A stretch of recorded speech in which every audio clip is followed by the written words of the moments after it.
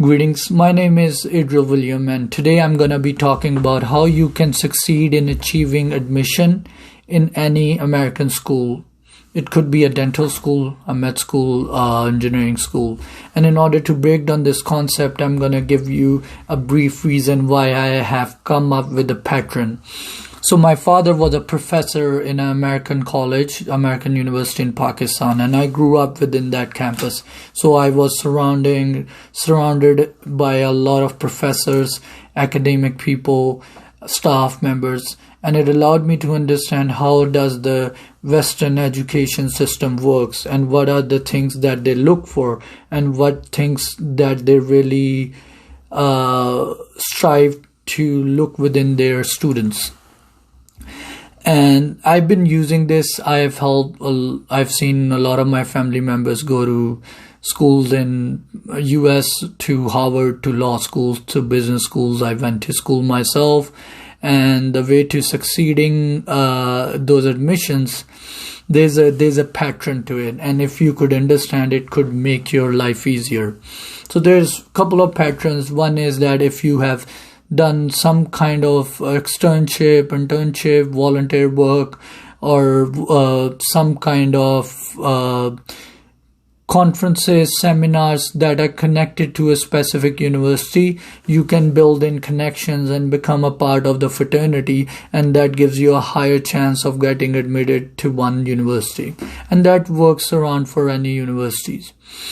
But one other thing that you can do is you need to understand that the universities in the United States, they are very deeply rooted in considering you through your statement of purpose. So your personal statement, your statement of purpose is your intent. What do you want to do in your life and how this university education will help you to succeed in that. So you already have a life, you have a plan, you have a purpose. And it's not just making money, I hope. And you're going to utilize this education to equip you to do that. And in order to understand what are they looking for, you have to look at the origin of universities. So the universities or the education in US is built upon the culture of US, even though it's evolving and it's changing, but the original value system that the US had was built upon a very strong pillar of judeo-christian value system. And why I'm saying this is not from a religious perspective, but from a pattern and from understanding that how you can incorporate stuff in your life that will make you a candidate that will have a higher chance of getting admission into a dental school or any other school, for example. So what do I mean when I say, now this is a complex idea which I'm going to try to break.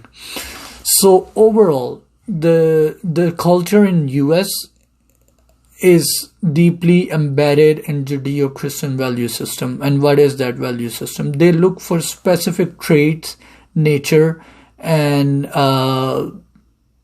attributes. If you're able to express that in your statement of purpose, in your resume, in your life, in your interview, trust me, it will resonate with your interviews or with the school or with the admission committee. And if you do that, they will like you as a candidate as compared to other international students.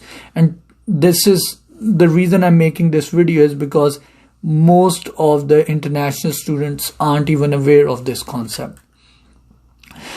You need to understand, before Harvard became a school that we see today, it was a missionary school. Most of the biggest, largest institutions in US that are now private entity were missionary colleges. So they are deeply embedded into a value system.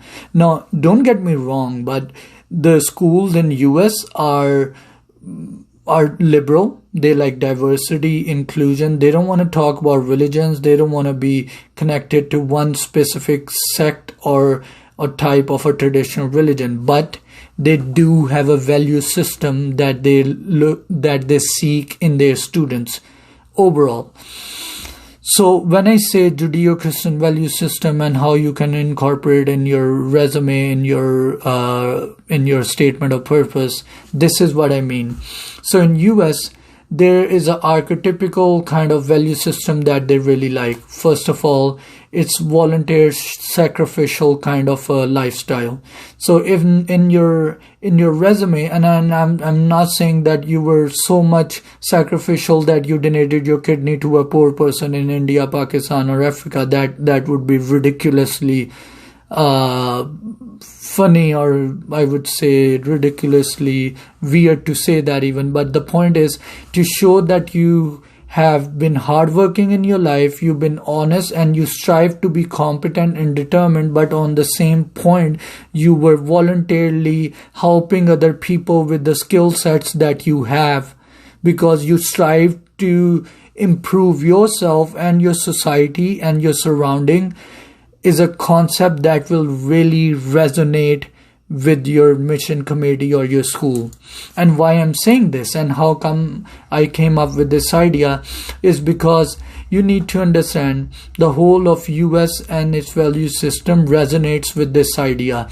And if you look at, not many people will tell you, and it took me a lot of time to break this down and come up with the idea. If you look at a lot of Hollywood movies, you will see a pattern of a concept that is being reused over and over and over again, whether it was Lord of the Ring, whether it was Harry Potter, whether it's Superman, whether it's Batman, or whatever. Even if it's Rocky, the concept is a person who's weak in life but who has to deal with the bigger evil in the world is trying to strive to improve himself, and during that striving he's sacrificing his own comfort zone in order to improve himself and the lives of the people around him.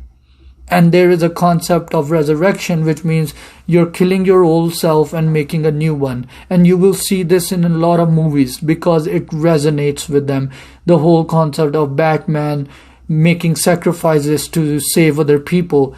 And these are some archetypical, really strong stories that resonate with every individual in a culture, even beyond United States. I know cultures where people love these kind of stories because it really resonates with their DNA.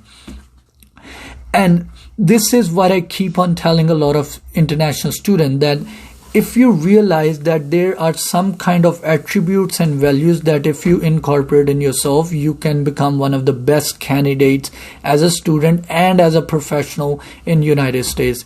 And what are those attributes? Those are have tolerance for diversity, be hardworking, show that you're competent, and most probably most of you guys have been passing your exam, have good scores in your board exams, in your TOEFL, with your GMAT, GRE and everything. But along with that, you need to show that you have a deeper essence or a deeper meaning in life towards your society and yourself. And you don't have to come up with the lie that if I become a dentist, I'm going to go in the jungles of Amazon or in the jungles of Africa and I'm going to donate everything I am. Don't lie. People will look through you. They will know that you're lying. And a lot of people will try to put up community work or charity work over the top and say, I'm going to do this and that, which is a big lie in itself. I would highly recommend not to do that. Don't lie. Be genuine, be honest, be hardworking. And I know students from Pakistan who were really strong, hardworking people who come off as really strong, competitive contender in their admission process, and they work hard enough and they make sacrifices regardless of what their religion is. I think a lot of schools like that and they resonate with that. And that's what I keep trying to tell you, that incorporate these value system in your life, in your resume, in your interview skills, in your personal statement, and overall you will be accepted as a very strong and confident and competent student. And this is what I say: make sacrifices, carry your cross, be competent, and hopefully you will get to success in a very good and fast time, and you're striving for it. That's what it shows. So strive for it. And I think one of the biggest problem that most international students have and do not realize it, that in the American culture, in the setup, how this system has evolved through the judeo-christian value system, is they would look for teamwork. They don't want, so a lot of international students and candidates, they have this culture mindset up of I did this, I did that, I want to do this. No, they want to talk about we, tell about the community, tell about the team. The less you do I, the better it is.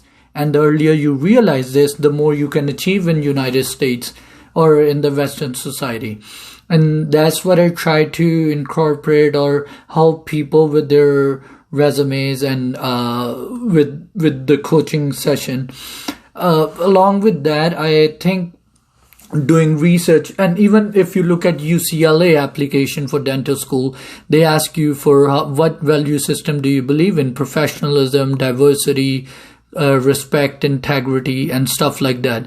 So all of these, there is a reason they are asking you this question, and most of the international students don't even look at them. And they would ask other people to write it down for them, and they wouldn't even take them serious. There is a very strong reason they have it. If you just talk about passing the boards, part 1, part 2, and TOEFL score, most of the people have done it. They are really good and competent with their TOEFL score. They have done research. They are good with their clinical experiences and stuff like that. So in a uniform manner, everybody is supposed to be competent in their professional side or in their education side. Good enough. So if 50 people are really good in that, how do you get an interview and how do you get in? You can only get in when you increase your chances by showing that you have done research, you have done your exams, you've done the score, TOEFL, you've done every kind of test, clinical bench tests and stuff like that. But in addition to that, I have a value system that goes along with the United States origin. And why do I say that?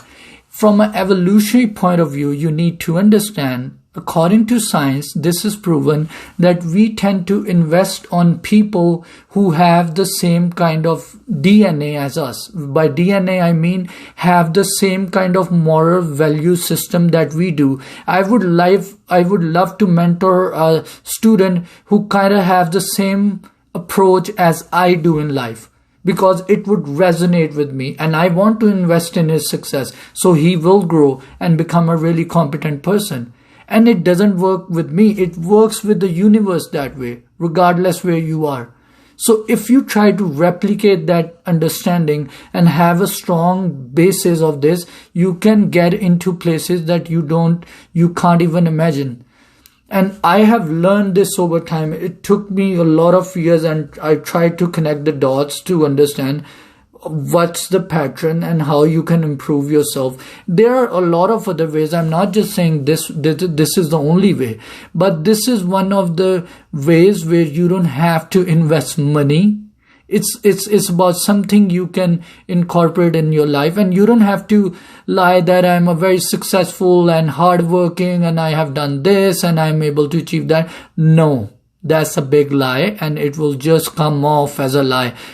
And trust me, the admission committee, the people, they aren't stupid. They've been doing this for about 10, 20 years, and they know how specific people from one country will tend to lie in a specific way. They know their culture, they know their mind setup, they know how they try to cheat, and there is a tendency in every human being to cheat. So I will honestly ask you to, if you can't be honest all the time, at least try to minimize your lies. Minimize it. Try the best to say the truth. And in addition to that, when you're talking about being very successful, don't lie. Be honest and say, I'm striving to be successful. I'm not 100%, but I'm trying my best. And you need to understand, regardless, in other cultures is different, but in U.S., they would rather see an underdog fighting hard in his life rather than seeing somebody who's already a champion. And that's when people will bet on you. And that's what I try to tell people, is that stop acting like you know everything and you're the best of everything, and start telling yourself that you're not the best of everything and you need to fight harder, you need to be humble, you need to work harder, and you need to incorporate this value system to get to the top.